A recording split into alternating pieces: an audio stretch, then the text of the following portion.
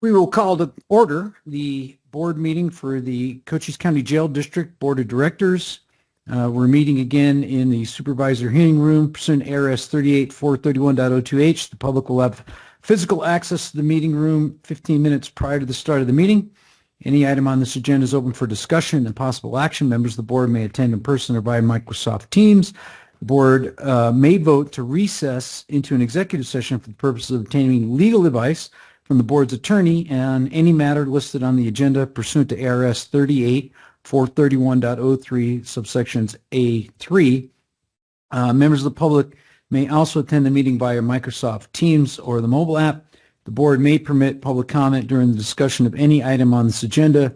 To speak on an agenda item, please complete and return the speaker request form to the clerk of the board prior to the start of the meeting. We'll begin with a roll call. District 1. Crosby is here. District 2. Gomez is here. District 3. Antonori is here. All supervisors are present and in person. We don't have anyone for the call to the public, so we will go to the consent items, number 1 and 2. Can I get a motion, please? Mr. Chair, I move that we accept the consent agenda items 1 and 2.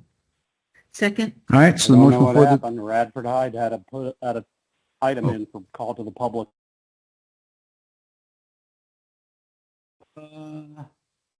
Someone, I don't have anybody on here, Laura, that was called to the public. I have agenda item number 3.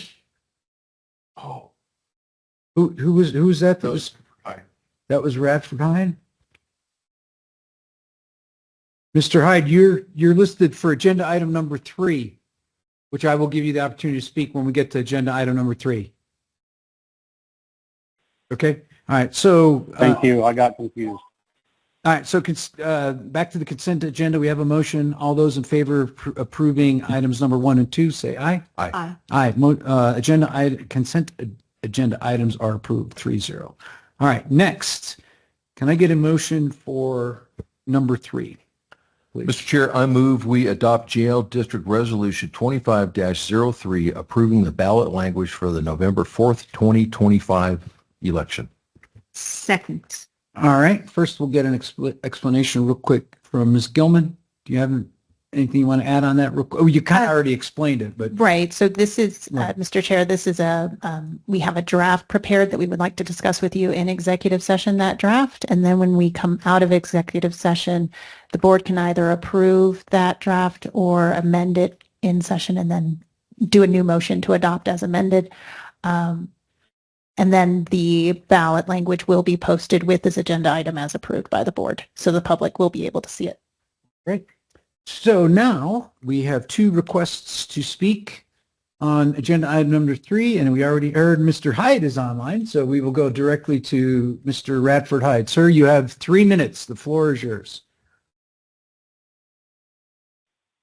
Thank you, Board of Supervisors and Chairman Antonori. I just had a question regarding the language on the agenda items, and it actually says, and I'm almost aghast that Tricia Giradet and I are on kind of the same page on this item, but in the agenda item text, it says the attached ballot language is drafted for board approval. And then you go down to attachments and it says no files attached. So I'm wondering what's going on with that. Was that not going to be an item that could be reviewed prior to the review and or amendment of it in an executive session? And for that matter, I'm not exactly sure why so many executive sessions. It's sort of like, I just don't like it.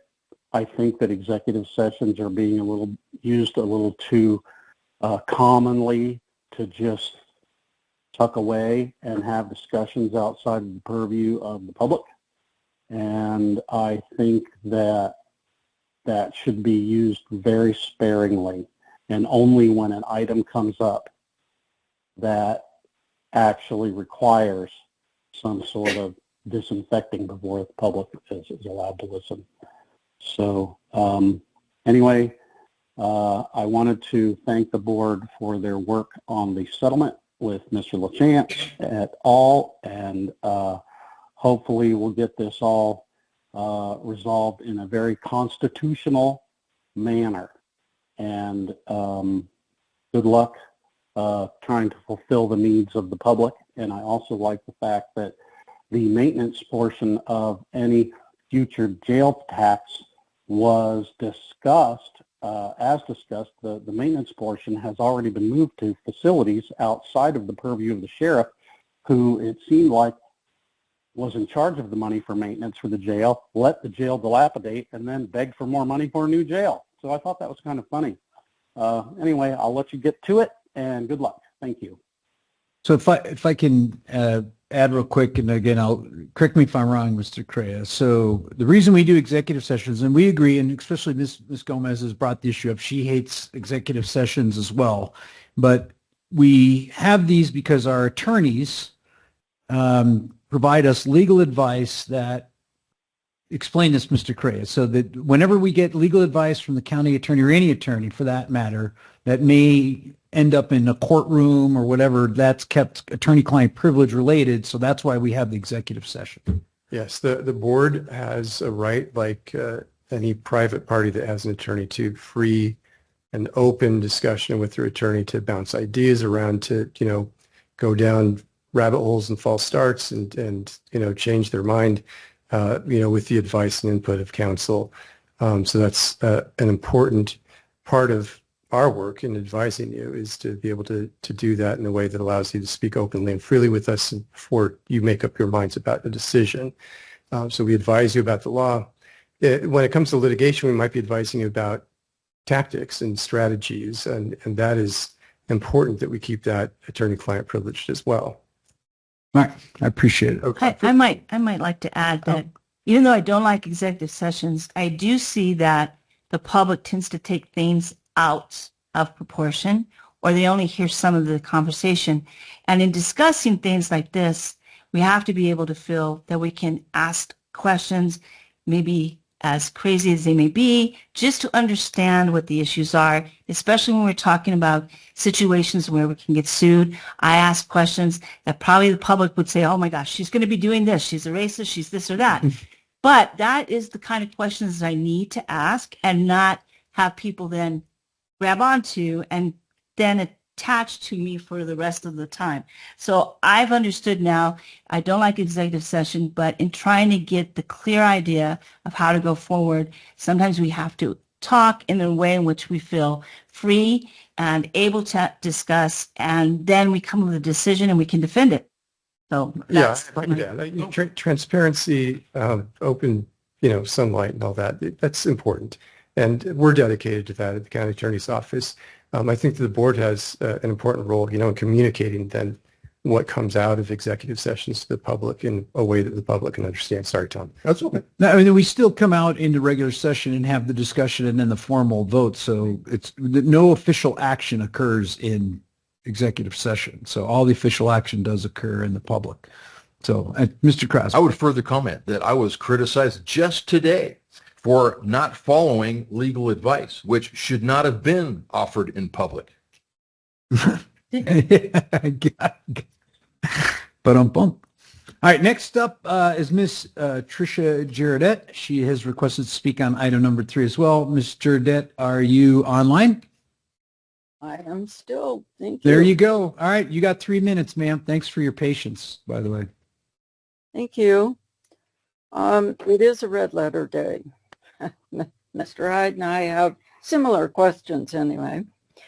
The attached ballot language, even in a draft form, was not attached. And so I have no basis for forming any kind of comment at this time. And I do not intend to try to absorb the ballot language that you will likely come back from executive session and adopt. And then how could I possibly comment on it right then and there, if we're even allowed back into a comment? So this is a very frustrating situation on this agenda item. Thank you. All right. So, Ms. Gilman, could you explain the timeline real quick, why we're doing it in this order because of the statutory sort of Sure. So, lines in the sand we have to deal with?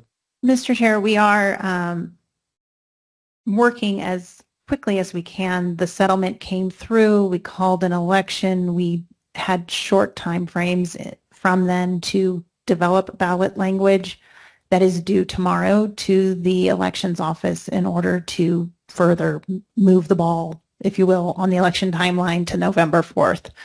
So we had a meeting with the board. I believe it was just the week before last. Thursday, right? We had our agenda preview on Thursday, but the week before last, we had that Friday meeting with the bond counsel and Oh, right. attorneys, and we discussed in executive session a draft ballot language. The board made changes to that draft because it was done in executive session. I could not then host something that still the board needs to discuss again on that final draft. With the before- reviews that were done by the attorneys, including the bond attorney. Right. So it's Right. been reviewed. Now I do recommend we go into executive session to get your final approval and, or final, not your approval in executive session rather, but your final look at the draft language. And then we can come back and if the board wishes to discuss it further in public, you can. Now, we almost talked about it last Thursday, but we didn't because we hadn't posted we might go into executive session. But if we had last Thursday, then today we'd have had a draft, right? Right. We've Okay. been navigating open meeting law, executive session rules, and attorney advice. And sometimes I'll take the hit. You know, sometimes we get a little bit ahead of ourselves in wanting to get things out to the public, and I have to slow down and make sure we cover our ethical rules with the board. So. All right. So with that, I will entertain a motion to go into executive session. Mr. Chair, I move that pursuant to ARS 38431.03A3 that we go into executive session to adopt Jail District Resolution 2503 approving the ballot language for the November 4th, 2025 election. Second. All right. All those in favor say aye. Aye. All right. All right. So let's adjourn to the conference room for executive session. We shall return. Ready? All right. So we're about to enter an executive session. Before we do, we're going to announce everybody that will be attending the executive session. Besides the three supervisors, we have County Administrator Ms. Gilman, Deputy County Administrator Mr. Casey, Clerk of the Board Ms. Lowenheim. We have the County Attorney Ms. Zuko here, the Deputy for Civil Mr. Correa, and you are the deputy? Deputy for civil, All right. deputy. Underling. Dylan Hendel, and online we have the board, or excuse me, the bond attorney, Zach Sakis, and it is now 11:45, so we will now enter into executive session officially. No, I didn't know. So if she wanted to read that ballot language and make a comment on it, I was going to give her the opportunity. Look, Oh. So she did not get that part? Did Sharon's explanation go out? no. Nothing. All right, let's do the redo. Okay, so did we get the time? We'll start over. We should restart. So the time, we Restart. came out at 12:48 is what time we exited executive session. 12:49. 12:49. Okay, I'm sorry. 12:49 is when we exited. So now we had an audio issue, but now we're fixed. All right. So what we're going to do is we're going to go to Ms. Gilman, and she's going to explain the resolution. Okay, I'll see if I can do this maybe even better this time. All So the resolution relates the authorities, the statutory authorities that we have, that the board has to take this action today. And then scroll up just a little bit, this is the official ballot language that has been drafted for the excise tax. Shall the Cochise County, Arizona Jail District, the jail district, be authorized to levy an excise tax, sales tax of up to 1/2 cent or 1/2 of 1%, 0.50%, on most business transactions starting July 1, 2026. This tax would only pay for the construction and financing of county jail facilities. The jail district will end the tax on the earlier of 90 days after the jail district debt secured by such tax is fully repaid, or July 1st, 2043. So this incorporates the board's priorities for the tax, that it be used only for construction and financing of the jail, and that the tax will end once the debt is repaid, or July 1, 2043. Which is the 17-year That's a 17-year span, yes. span to cover the getting the bond in place plus the 15-year bond, just in case we take a little bit more time. That's for margin of error. Correct. And then would you just state about how the first page, the whereas, is just the historical? Right. So the whereases on the first page are, if you'll scroll back to that's the historical chain of events summarized of why the board is taking this action, and the statutory authorities for taking this action.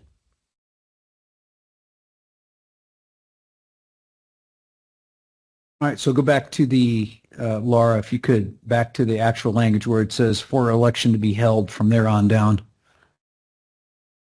Yeah, scroll up a little so you can see both the yes and the no. That's what I was trying to, I think that's it right there. Oh, perfect. Right there. That is the whole entire ballot language for election to be held in the Cochise County, Arizona Jail District on November 4th, 2025. And then that language there is what will appear on the ballot. So give everybody an opportunity online to review that and read that here.